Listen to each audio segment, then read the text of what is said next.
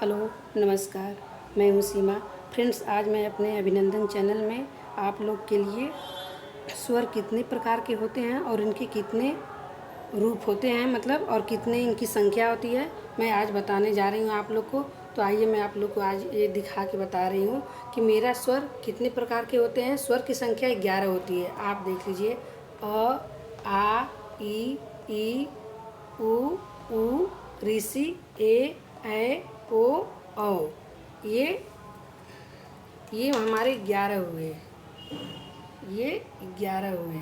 अ, आ, छोटी ई, बड़ी ई, छोटा ऊ, बड़ा ऊ, ऋषि, ए, ऐ, ओ, औ। ये हो गए मेरे 11। और इसके आगे भी आता है, ये अंग, अ। यही दो छूटा है ना, तो ये अंग का मतलब अनुस्वार इसको कहते हैं, और मतलब कि ये विसर्ग है। इसलिए ये दोनों स्वर में नहीं आते हैं। स्वर इसलिए मेरे 11 हुए। यहाँ से यहाँ तक आप गिन के देखिए, 11 हैं। मैं लिख भी चुकी हूँ कि स्वर की संख्या 11 है। और स्वर मेरे मूल रूप से कौन कौन से हैं? मूल स्वर जिसमें कोई चेंज नहीं किया जा सकता, कोई आपस में नहीं जुड़ता, वो मूल मेरे कौन कौन से स्वर हैं? मूल स्वर।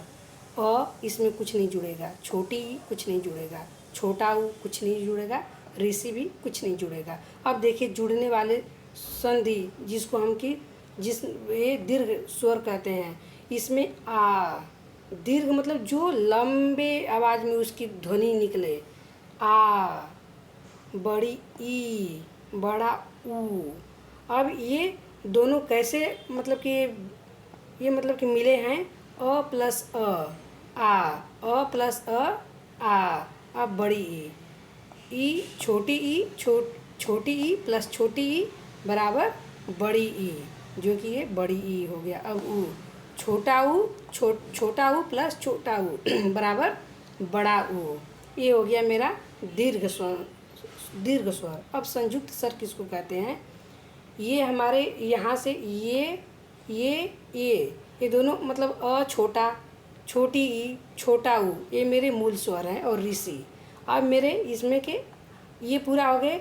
आ, ये दीर्घ स्वर है। आ, बड़ी ई, बड़ा ऊ, ये मेरे दीर्घ स्वर हुए। और ए, ऐ, ओ, संयुक्त स्वर हुए। जैसे मैं यहाँ पे दे रही हूँ, लिख के बता रही हूँ, संयुक्त स्वर। ये कैसे बना? और अ प्लस बड़ी ई बराबर ये। अब ऐ का कैसे कि जोड़ेंगे? आ प्लस ए बराबर ऐ। अब ओ कैसे हमारे कि जुड़ेंगे? ओ का अ प्लस छोटा ऊ बराबर ओ।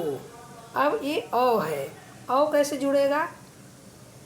औ, आ प्लस ओ बराबर औ। इसका ये नियम है।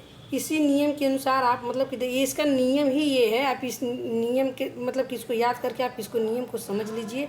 इसको ही समझ के आप कोई भी संधि विच्छेद कि संधि, स्वर संधि या फिर व्यंजन संधि या फिर विसर्ग संधि, जो भी संधि बताई जाएगी इसी नियम के अनुसार बताई जाएगी। इसलिए इसको ये तो मूल है, इसको समझना नहीं है, बस ये ध्यान देना है कि मेरा मूल कौन कौन सा स्वर है।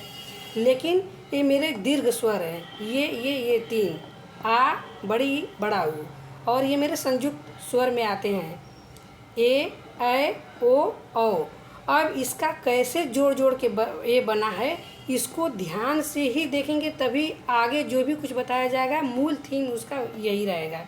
इसलिए इसको आप बारीकी से ध्यान से देखिए।